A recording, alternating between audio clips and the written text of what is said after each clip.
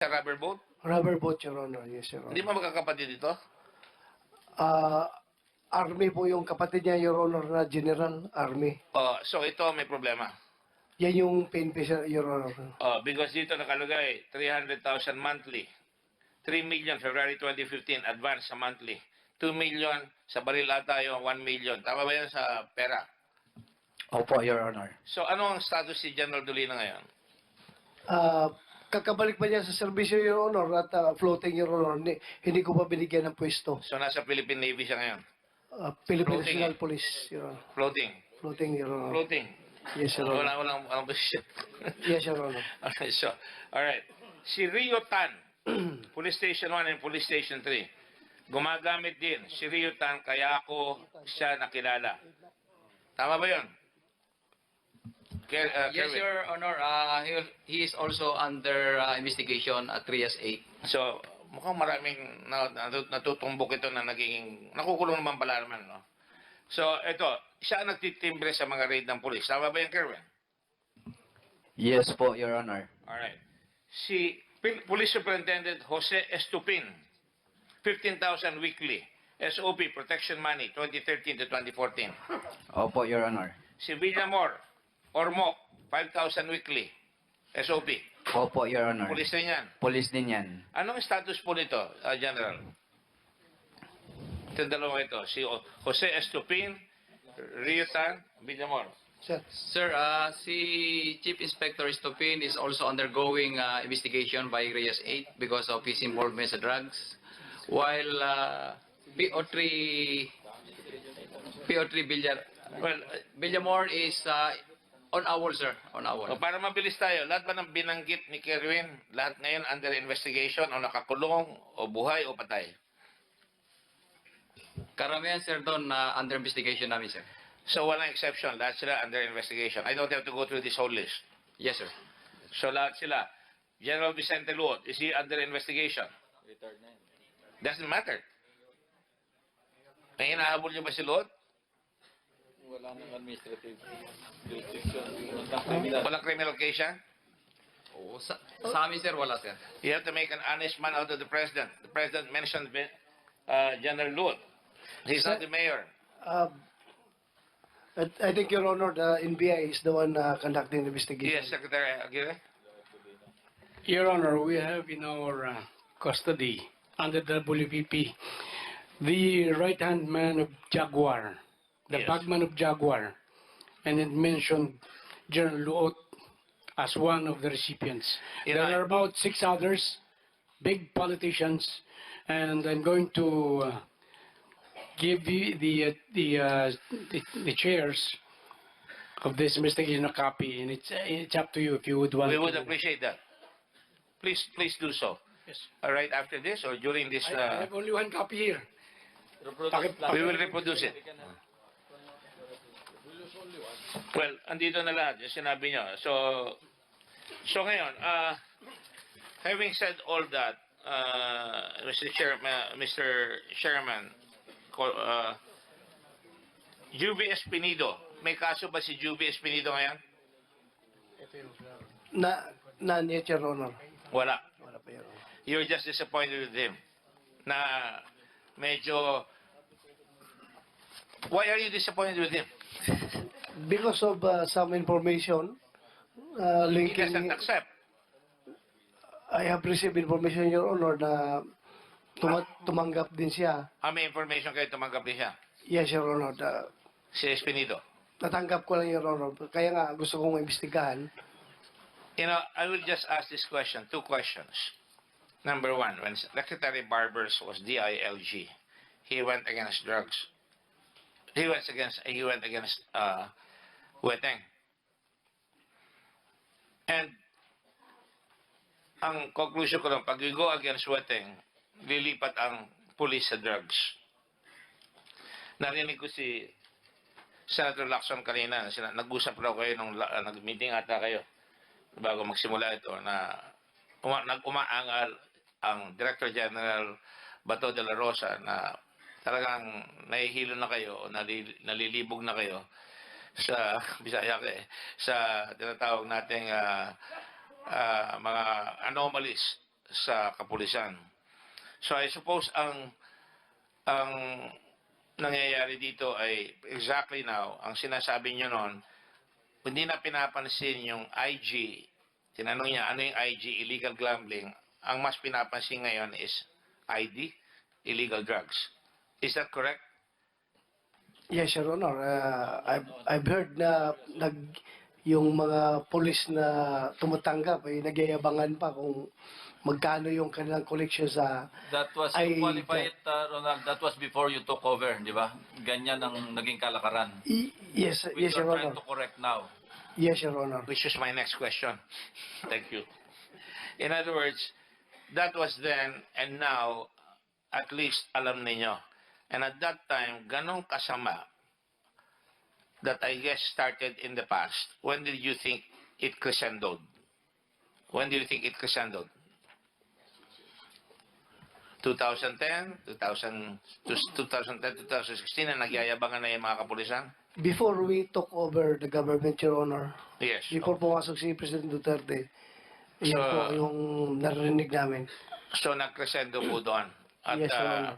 to the point na nagyayabangan. Pero walang magawa sapagkat para ring tao, walang magawa sa kalokohan.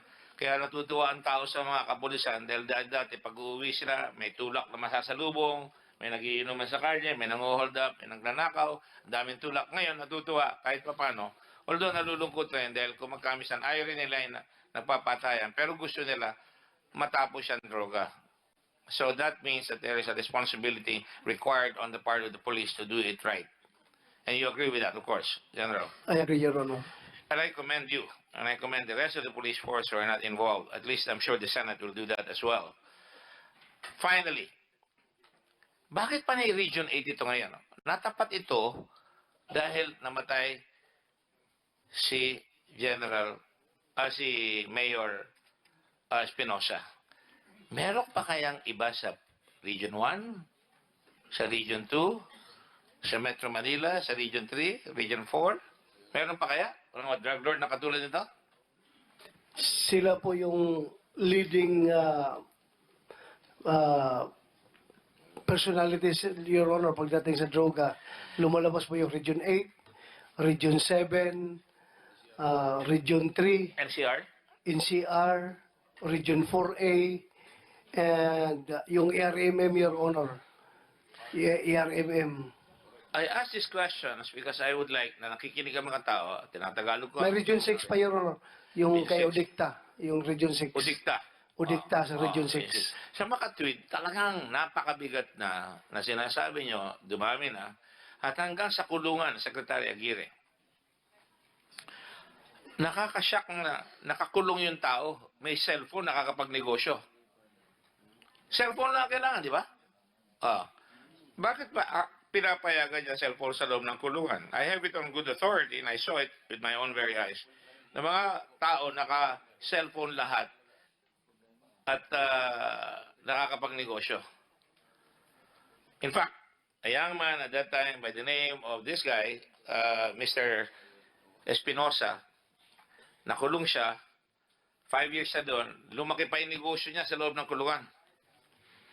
Yung mga nanonood, huwag makikinig crime does not pay.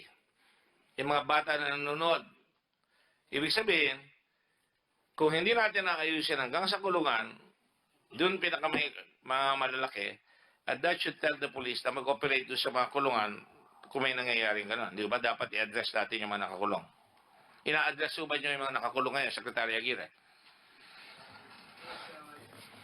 Yes, Your Honor. And are you now preventing cell phones from operating inside the penitentiary?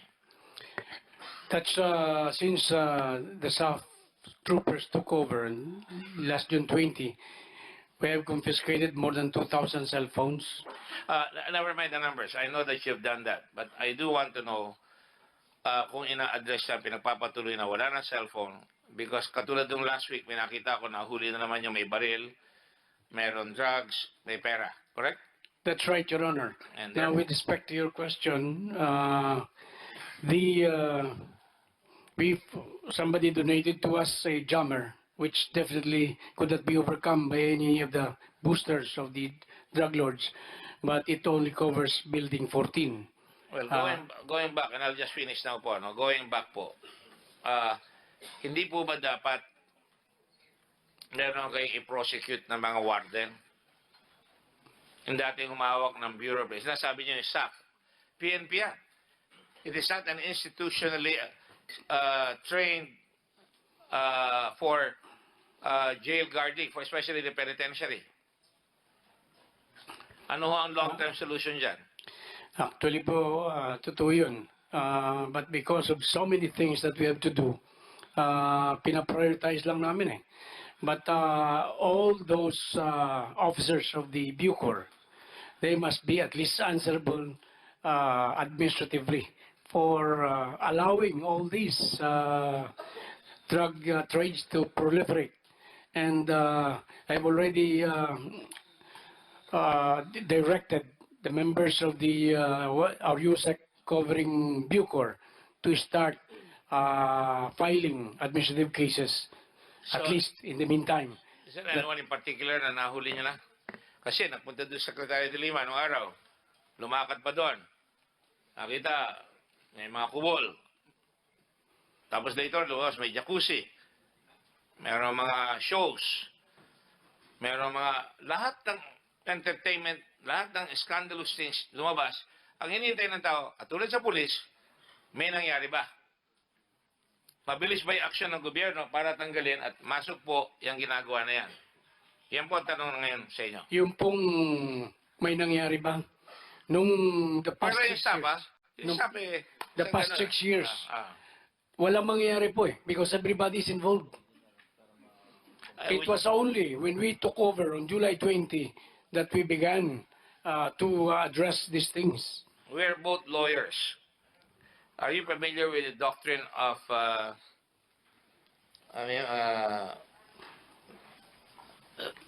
something liability that goes all the way to the practically Common not responsibility. command responsibility doctrine of qualified agency? That the Actually, cabinet secretary represents the president in all his acts, that's right. We are and the that it alter goes ego. all the way to the president back and forth. Kung We are hindi niya the alter- ginagawa yun, aabot hanggang presidente. We are the alter Have I ego. refresh your memory? Yes, Mr. Chair, we are the alter ego of the president, but you could only do so much. We only were able to complete our the appointment of our USEX in October. No, my point is. But in other words, what I'm going to say, what I'm saying is that I could not fill up the positions under the USEC unless the USEC himself is being appointed. I understand your predicament, and I know that this is happening in many places, and you're very careful to get the right people. Sometimes you don't get it right. Sometimes you get it right. But my point is, if you go back to the past, kung hindi natin naayusin yan, kung wala tayong makukulong, wala tayong mapoprosecute na mabilis, uulit at uulit yan. At pag wala na kayo, uulit na naman yan. Do you see my point? Yes, Mr. And Chair. therefore, I ask, dun sa mga dating humahawak ng preso, sino ang pumayag na magkaroon ng jacuzzi? Sino pumayag na magkaroon ng cellphone? Sino pumayag na magkaroon at nagbabayaran nata ang kubol, di ba? 2 milyon nata isang kubol. Lahat po sila pumayag from the Secretary of Justice down to the last guard. So, hindi ba dapat magkaroon ng justice dyan para magawa lahat yan kung talagang tutusin? Opo, kaya yung criminal charges, wala kang makukuha testigo eh. So, ang sa amin dito, administrative lang because the evidence speaks for itself. Kaya hindi namin kinakailan testigo. The mere fact that we'll just prove that there was proliferation of this kubols, drug trade, that is in itself, I think, is In sufficient other words, parang to dismiss doctrine of them. highly undesirable. Tama po yun. Highly undesirable. When martial was declared Well, on me. let me just make my point clear. I go strong here because ako rin conflict eh. Kami rin dito conflict eh. Alam namin ang katayuan ng pulis, alam namin ang katayuan na nasa government employees, pero kung hindi natin pipilitin ito, Hindi natin umpisa magbago